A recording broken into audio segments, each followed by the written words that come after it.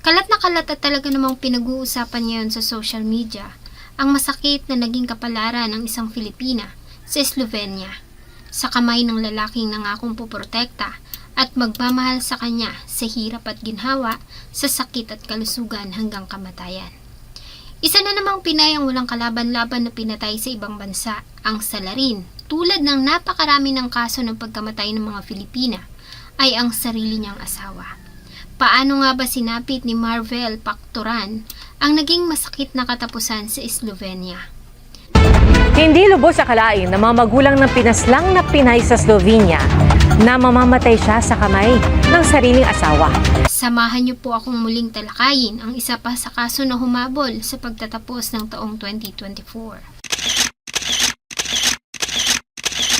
Bago ko po ipagpatuloy ang ating kwento, sa mga bago po sa channel ko at nais sa mga ganitong klase ng kwento ng krimen na nangyayari sa loob at labas ng ating bansa ay maaari pong pakipindot ang ating subscribe button at notification bell para ma-notify kayo pag may mga bago tayong upload na videos. Tulad ng ibang pamilya, abala ang pamilya Factura noong December 31 sa paghahanda para sa pagsalubong sa bagong taon. Subalit pagsapit ng hating gabi, hindi lamang ang taong 2025 ang sumalubong sa kanila. Dahil sa parehong mga oras, ay nakatanggap sila ng tawag mula sa Slovenia. Sa nasabing tawag ay hindi pagbati ng Happy New Year ang kanilang natanggap, kundi ang masakit na balita na patay na ang kanilang anak na si Marvel Pacturan. Kasabay ng mga putukan at pagsabog ng mga makukulay na paputok sa ere noong hating gabi ng December 31, 2024, ay tila bomba naman na sasabog ang dibdib ng mga magulang ni Marvel dahil sa natanggap na balita. Ang pamilya nila Marvel ay tubong Negros Oriental, ngunit kalaunan ay lumipat ang pamilya sa Silang Cavite dahil sa mas magandang opportunity sa syudad. Inilarawan ng pamilya si Marvel na masiyahin, mapagmahal na anak, at maraming pangarap sa buhay. Isa sa pangarap nito ay ang makapag-travel sa iba't ibang bansa. Dahilan kaya naman kumuha ito ng kursong may kinalaman dito. Lumaki din si Marvel na may angking kagandahan, mahilig ito mag-ayos ng sarili at mahilig sa mga trends ng fashion. Nang makapagtapos ng college, ay pumasok ito bilang intern sa Pacific Airlines. Subalit hindi ito na regular sa kumpanya. Ganun pa man ay hindi naman pinanghinaan ng loob si Marvel at agad na nakahanap ng trabaho sa isang laser clinic. Tulad ng ibang kababaihan ay mahilig din si Marvel sa social media. At sa pamamagitan nito ay nakilala niya ang Slovenian national na si Mitja Kokjancic, isang online teacher. Maliban sa matimpuno nitong katawan at magandang muka, ay nakilala ni Marvel si Mitja bilang isang gentleman, makajos at kagalang-galang na tao. Nalaman niya kasi na malimit itong anyayahin bilang motivational speakers sa mga eskwelahan. Kaya naman akala ni Marvel ay nakilala niya na ang kanyang ideal man. Lingid sa kanyang kaalaman ang totoong karakter nito na itinatago niya sa kanyang maamong mata at matatamis ng ngiti. Mula na magkakilala noong February 2024, ay mas dumalas ang pag-uusap ng dalawa. Nagsimula na din si Mitja na magpakita ng interes sa Filipina.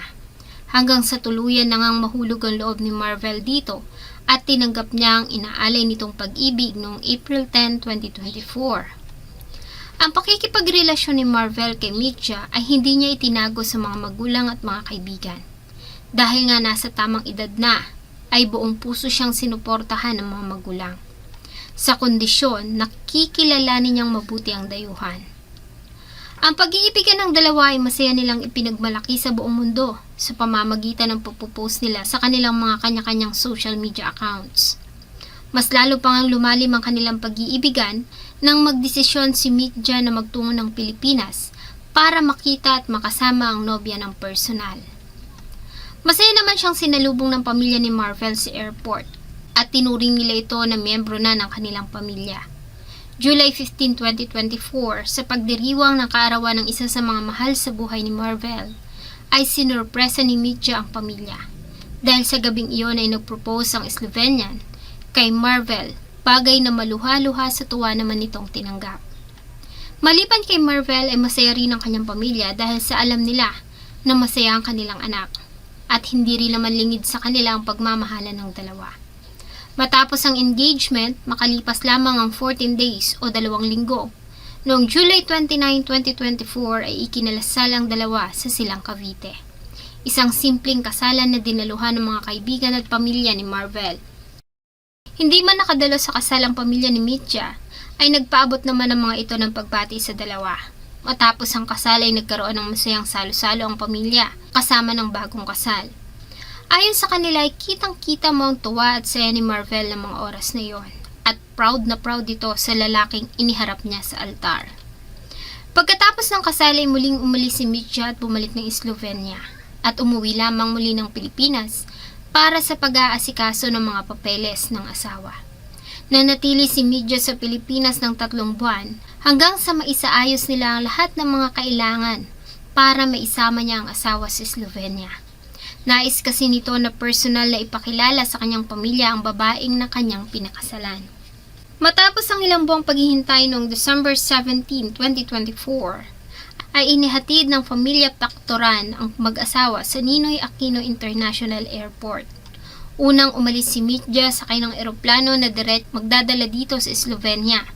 Samantalang si Marvel naman ay sumakay ng eroplano patungong Tokyo, Japan. Kailangan niya kasing dumaan ng Japan para sa kanyang visa patungong Slovenia. Mula sa Japan ay lumipad si Marvel at dumating sa Slovenia noong December 22, 2024. Sinundo siya ng asawa sa airport na may daladalang isang magandang bouquet ng bulaklak. Sa videos na ibinahagi ni Marvel sa social media ng araw na iyon, ay makikita mo ang labis na tuwa ng Filipina. Lingid sa kanyang kaalaman, ang naghihintay sa kanyang panganib. Pagdating sa Slovenia, ay agad na pinakilala ni Mitya si Marvel sa kanyang pamilya at mga kaibigan. Tumira ang dalawa sa isang apartment sa Bled. Sa mga unang araw ni Marvel sa Slovenia, ay pinasyal niya ang asawa sa ilang magagandang lugar doon. Masaya din nilang ipinagdiwang ang nakaraang Pasko. Kasabay ng mga larawan na ibinahagi nila sa social media, ay lagi nilang sinasabi kung gaano nagpapasalamat ang dalawa sa Diyos dahil dinala sila sa tamang tao. Sa tuwing tatawag si Marvel sa pamilya dito sa Pilipinas, ay nakikita nila ang tuwa nito habang nagkukwento ng mga karanasan sa Slovenia. Kaya naman panatag ang pamilya niya na okay ito at masaya sa piling ng kanyang asawa. December 29, 2024, isang tawag ang natanggap ng kapulisan ng Bled, Slovenia. Nanggaling ang tawag mula sa isang concerned citizen na nakatira sa tabi ng inuupahang apartment ng bagong kasal. Nakarinig kasi sila ng pagtatalo sa bahay ng dalawa, kaya naman agad na nagtungo doon ang mga otoridad para magsagawa ng household check. Pagdating nila sa lugar ay ilang beses silang tumawag at kumatok sa pintuan. Subalit walang sumasagot mula sa loob, kaya naman ginamitan nila ito ng pwersa para masira ang pinto. Nahirapan pa ang mga pulis dahil sa naglagay ng mga barikada si Mitya mula sa loob. Nang tuluyang makapasok ang mga pulis sa loob ng bahay, ay dito na tumambad sa kanila ang duguan at wala ng buhay na katawan ni Marvel. Nasa lugar din si Mitya na tulala at nasa suot pa nitong damit at kamay ang mantsa ng dugo ng kanyang asawa. Si Mitya Koktunsik ay kilala sa Bled, Slovenia bilang isang motivational speaker. Lumaki si Mitya na isang masiyahin at bibong bata. Subalit nagbago ang lahat na magsimula itong mag-aral noong kanyang kabataan. Malaki kasi ang katawan ni Mitya o isang obese, dahilan kung bakit naging subject siya ng tuksuan sa kanilang paaralan. Malimit siyang pagtawanan at tuksuhin ng mga kapwa kabataan. Dahil dito ay naging tahimik at laging mag-isa si Mitya. Bata pa lang ay mahilig na si Mitya sa mga hayop, kaya namang na magkolehiyo ay kumuha ito ng kursong tungkol sa microbiology. Kasabay nito ay nagsimula na rin siyang baguhin ang lifestyle at nagsimula ang sumailalim sa mga mabibigat na exercise at diet para mapaganda ang kanyang katawan. Sa kanyang pag-edad ay napansin ng kanyang pamilya ang pagbabago ni Mitya. Nagkaroon ito ng problema sa anger management. Labis itong nagagalit kahit sa maliliit na bagay. Kaya naman sinamahan nila ito sa isang psychiatric expert. At dito nga ay na-diagnose si Mitya na may mental disorder na tinatawag nilang psychosis. Dahil dito ay sumailalim si Mitya sa psychiatric therapy at gamutan. hanggang sa tuluyan na nga itong gumaling ayon sa mga espesyalista. Nang gumaling ay tila naman nagbago si Midja, naging mahinahon na ito at mas naging malapit sa Diyos. Kaya naman inakala ng pamilya na wala nang magiging problema. Kasunod nito ay nanyayahan din si Midja bilang motivational speaker para sa mga kabataan. Dito ay binabahagi niya ang kanyang mga naging karanasan at kung paano niya napagtagumpayan ang lahat ng iyon, hanggang sa makilala niya ang Pilipina na si Marvel. Ayon sa report ay nagkaroon ng pagtatalo ang mag-asawa, bagamat hindi inilabas ng Slovenian authorities kung ano ang posibleng naging ugat ng nasabing pagtatalo. Subalit sigurado sila na ikinagalit ito ng husto ni Midja, kaya nito napatay ang asawa. Ayon sa autopsy, ay binugbog si Marvel bago ito sinaksak ng madaming beses ng kanyang asawa, gamit ang isang kitchen knife na na-recover din naman sa crime scene. Inilarawan ng mga pulis na Slovenia ang nature ng pagpatay na napakabrutal. May mga kumalating balita sa Slovenia na noong December 28, 2024, isang araw bago ang krimen, ay nakitang pumunta si Midja sa isang psychiatric hospital para magpakonsulta. Subalit matapos na mabigyan ng ilang gamot ay pinauwi din ito dahil sa maayos naman umano at wala silang nakikitang problema. Dahil nga sa kalagayan ng pag-iisip ng suspect ay dinala ito sa psychiatric hospital. Ayon sa Slovenian authorities ay gagawa sila ng masusing investigasyon tungkol sa pangyayari. Kapag napatunayan na si Midja ay nasa tamang pag-iisip ng gawin niya ang krimen, ay maaari itong makulong. Subalit kung malaman na ito ay wala sa tamang pag-iisip at muling bumalik ang kanyang sakit base sa batas ng Slovenia, ay hindi ito maaaring hatulan. Sa halip ay dadalhin ito sa isang psychiatric hospital para sumailalim sa gamutan at therapy. Inaasahan ng maiuwi na ang katawan ni Marvel sa ating bansa ngayong linggo, base na rin sa pahayag na inilabas ng DFA.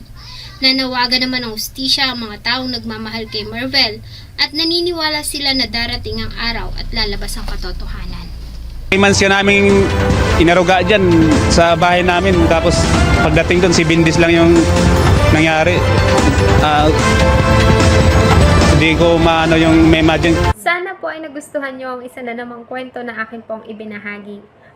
Bago ko po simulan ang ating story, sa mga bago po sa channel ko, please hit the subscribe button at pakipindot na rin po ang notification bell para ma-notify kayo pag may bago tayong upload na videos.